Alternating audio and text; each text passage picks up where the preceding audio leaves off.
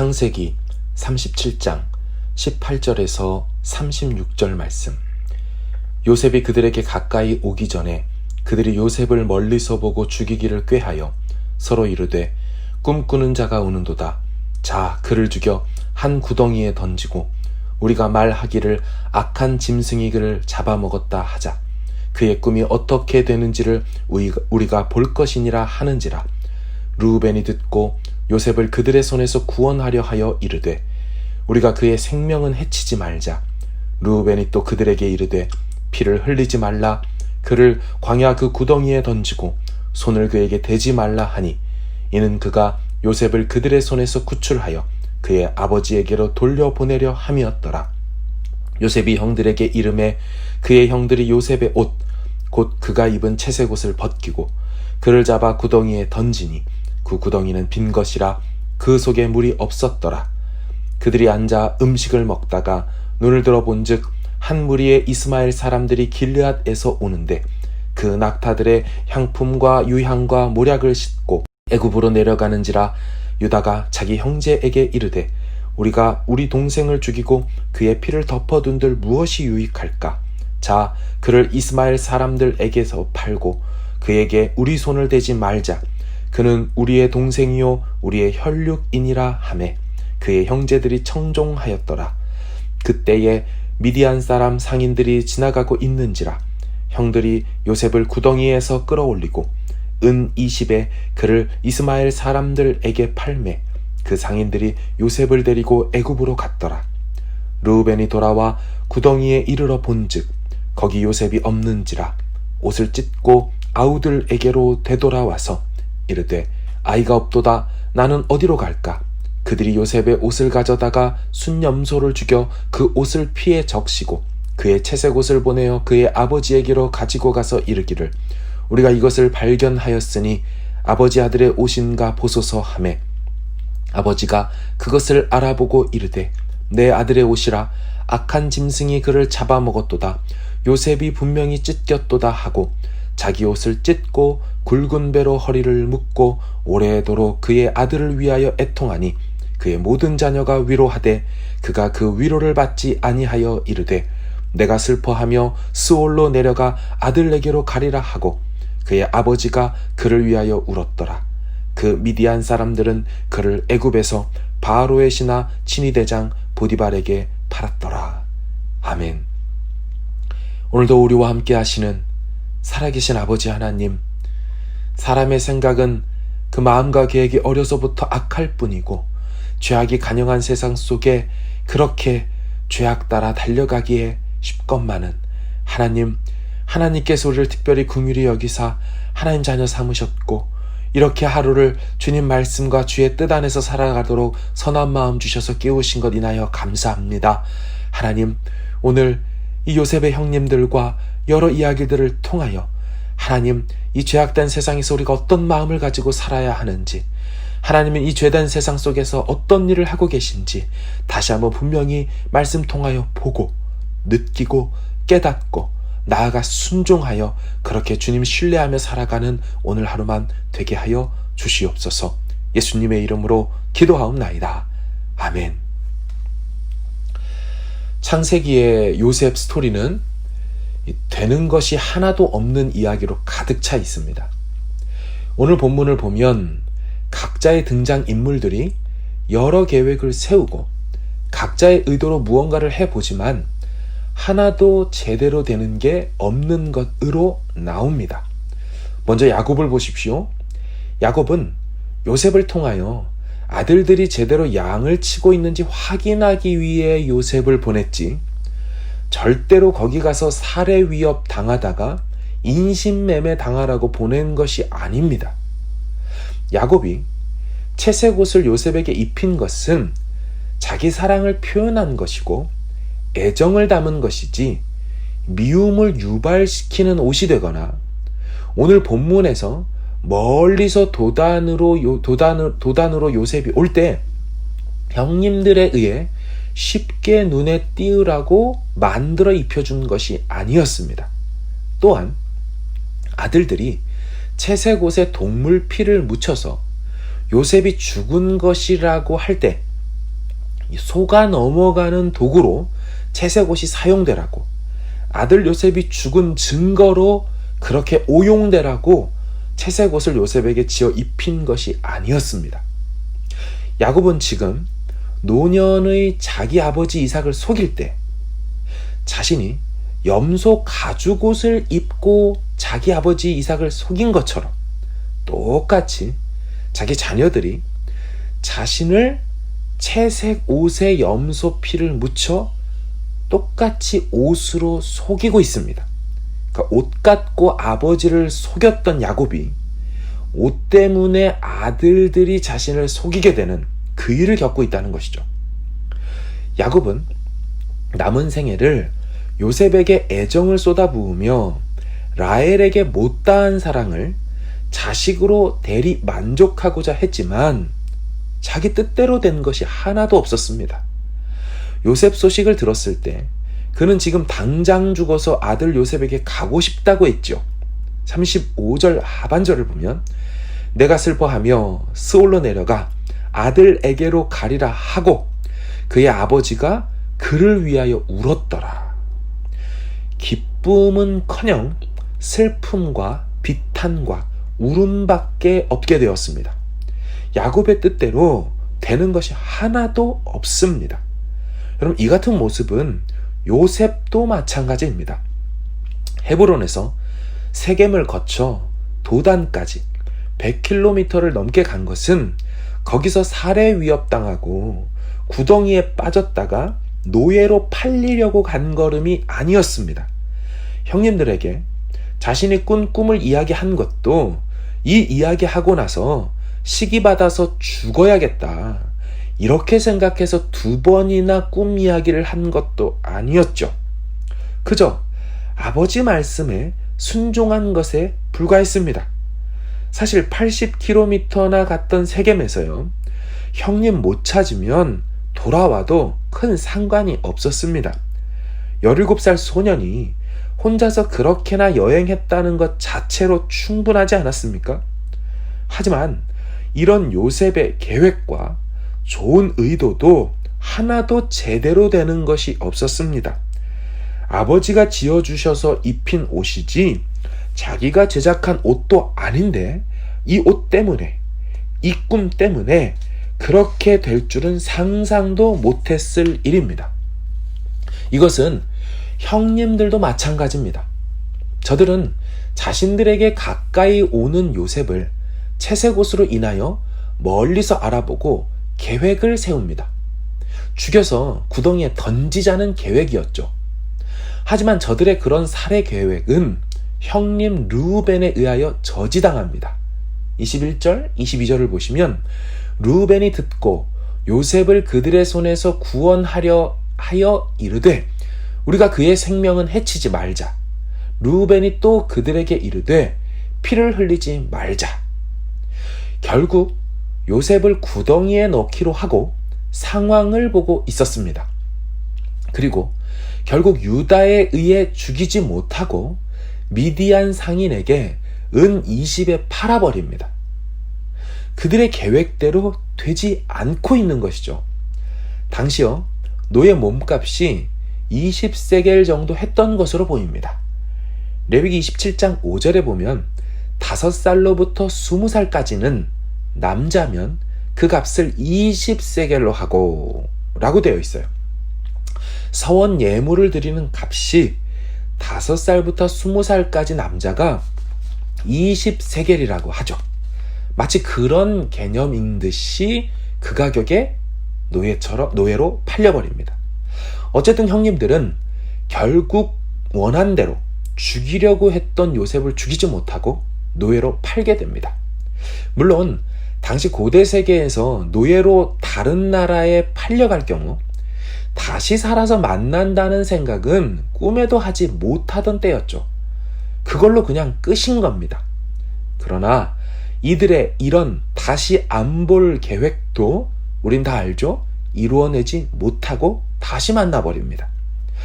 형님들이 아버지 야곱을 속이긴 했지만 결국을 본다면 아버지를 완전히 속이지 못한 것이 되었죠. 저들의 완전 범죄에는 다 들통이 나게 되었습니다. 이렇듯 오늘 본문을 보면 등장 인물들 중 어느 누구도 자기의 계획대로 되는 것이 없었습니다. 제일 큰 형님 르우벤이 요셉을 살려서 자기 아버지께로 데려가려고 했습니다. 하지만 그 계획도 실패했고 데려가지 못하고 팔리게 되지 않았습니까? 그것도 르우벤이 잠시 자리를 비운 사이에 나머지 동생들이 요셉을 상인에게 노예로 팔아버렸던 것입니다. 29절과 30절을 보시면 르우벤이 돌아와 구덩이에 이르러 본즉 거기 요셉이 없는지라. 르우벤이 잠시 자리를 비웠다가 돌아와서 구덩이를 체크했죠. 근데 요셉이 없는 거예요. 그러자 옷을 찢고 30절 아우들에게로 되돌아와서 이르되 아이가 없도다. 나는 어디로 갈까? 아마도 르우벤이 잠시 맏형으로서 양떼를 살피러 간 사이에 나머지 동생들이 큰형 없을 때 이를 처리해버린 것입니다. 르우벤의 계획도 실패하죠.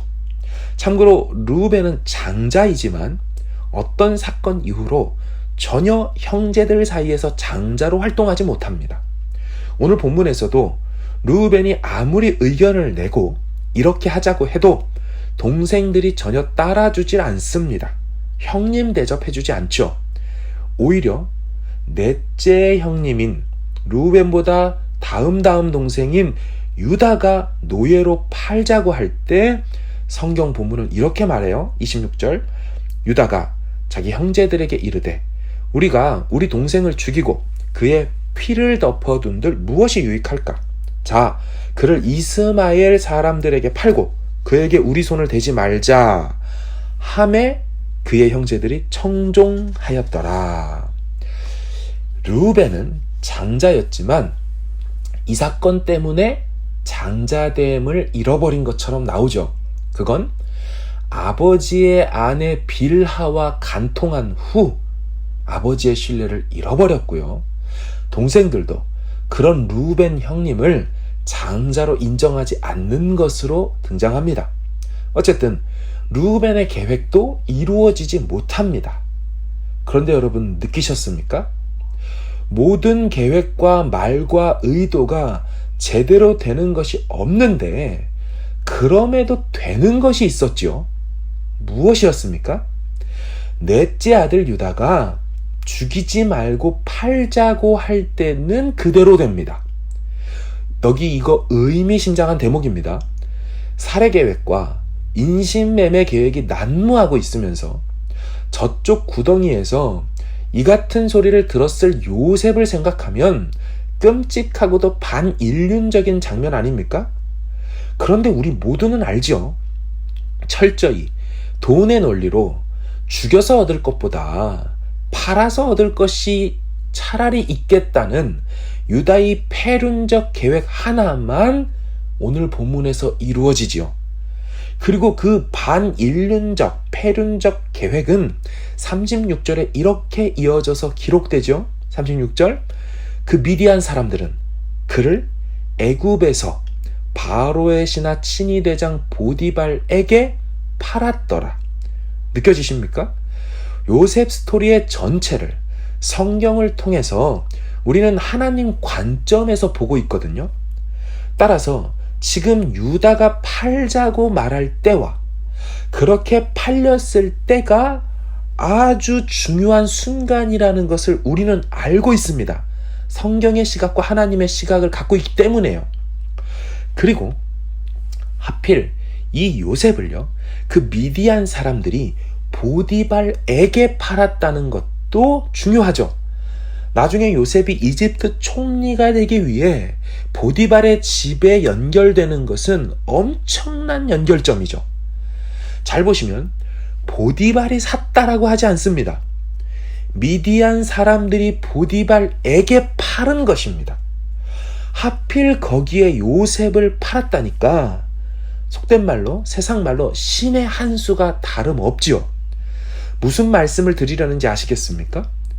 인간의 계획으로 되는 것이 하나도 없는 중에 또한 인간답지도 않은 계획들만 난무하던 중에 희한하게 되어가는 일이 있는데 그것이 정확하고도 정밀하고도 다 알고 그곳에 딱 끼어 맞추듯이 이루어진다는 거예요. 요셉이 총리가 되고 야곱 가족이 이집트로 이민이 와서 정착하여 430년을 살게 되는 데 있어서 이보다 더 결정적이고 중요한 순간이 없는 것이 오늘 본문에 다 들어 있습니다. 사랑하는 여러분, 이것이 하나님의 섭리입니다. 저들이 아무리 난리를 쳐도 절대로 망가뜨리거나 부숴버릴 수 없는 것이 하나님의 계획과 의도와 뜻이라는 것입니다. 보셨습니까? 저들이 요셉이 올 때 했던 말을 보면 저들은요, 사실 요셉을 살해하려는 것이 아니라 요셉의 꿈을 살해하려고 했습니다. 19, 20절을 보십시오. 서로 이르되 꿈꾸는 자가 오는도다.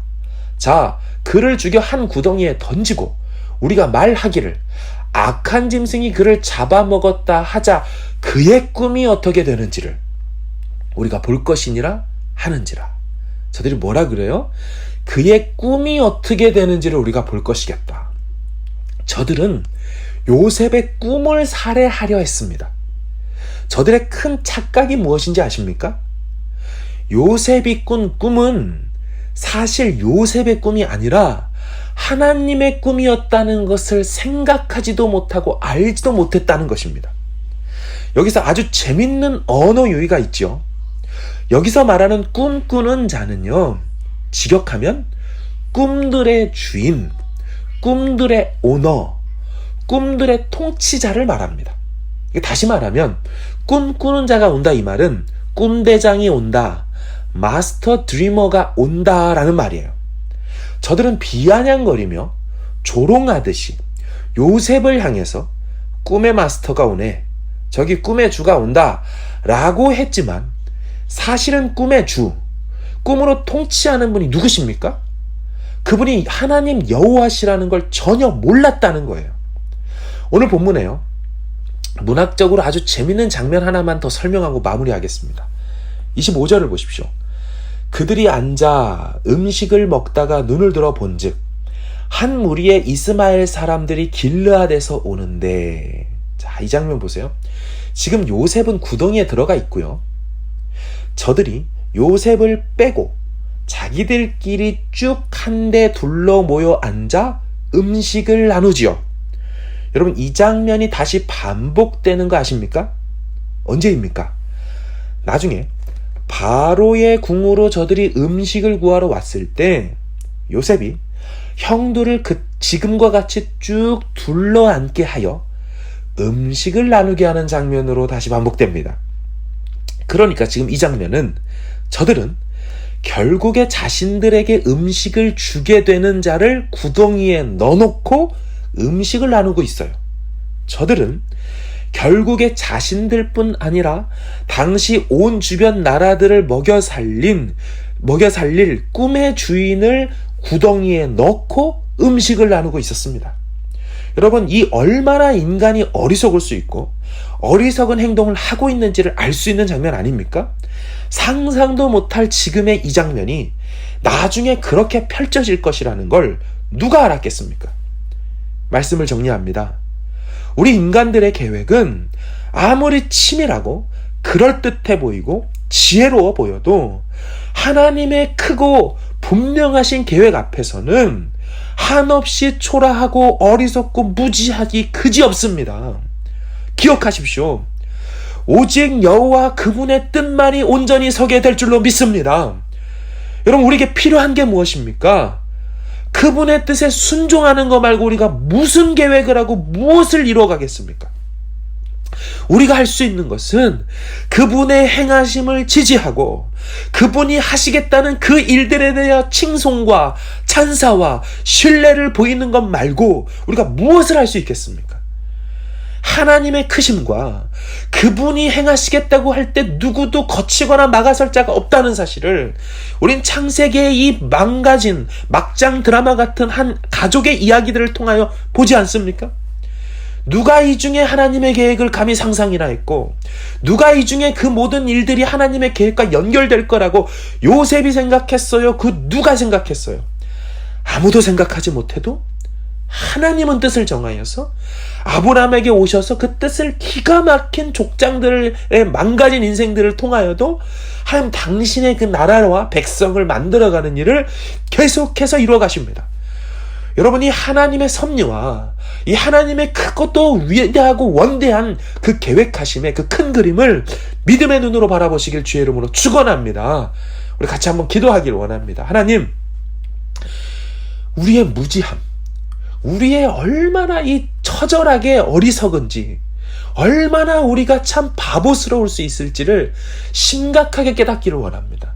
철저하게 인정하기를 원합니다. 그리고 동시에 하나님의 지혜로움 앞에 탄복하게 하여 주시고, 하나님이 하시겠다고 할 때 두 손 두 발 다 들고 주님 당신의 뜻을 이루시는 것이 가장 아름답고 선하고 자비로운 내 인생을 향한 하나님의 베푸심의 손길인 것을 내가 인정하지 않을 수가 없습니다. 마음껏 이뤄달라고, 여러분, 이 마음으로 자녀들을 축복합시다. 우리 이 마음으로 우리는 부모님들을 축복합시다. 아파하는 부모님, 건강상으로 어려움을 겪고 있는 부모님, 또 힘들어하고 있는 가족의 누군가들을 위하여 축복하며 기도해 줍시다.